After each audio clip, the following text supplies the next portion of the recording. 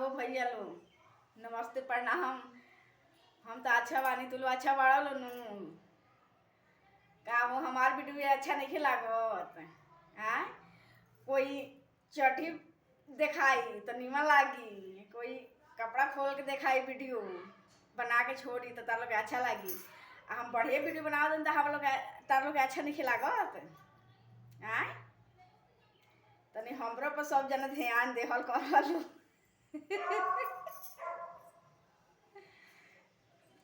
हाँ, कोई गाँठ चमका के बनाई, कोई चटी देखा के बनाई तो तारा लोग अच्छा लागी। या हम बढ़िया से बनावत नहीं तो हमार वीडियो तारा लोग पसंद नहीं पड़त, पसंद कर लो तनी हमरो ऊपर दयाल रह लो। मजबूरी के नाम महात्मा गांधी, तो तनी मजबूरी समझ लो कि मजबूरी में आदमी बनावता कि किंग बनावता काहे बनावता, तनी समझल कर लो। ठीक नू, हम बिहार से बानी को हम कौन झारखंड के ना हई, लेकिन तनी हमरो पर दयाल रहलो। ठीक नू, हम बढ़िया से वीडियो बनावत तो हमार वीडियो पसंद ही कोई नहीं के करत। आज गाँठ चमका के कपड़ा खोल के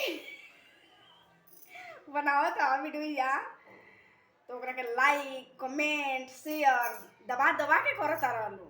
हैं, तनी हमरो के भैया दीदी लो सबके कहतानी, एक आदमी के ना, हमरो पसंद दयाल रहलो। ठीक नू, चल अब जा तनी देखी का बनाई खाना वाना। अब चलत ही खाना बनावे।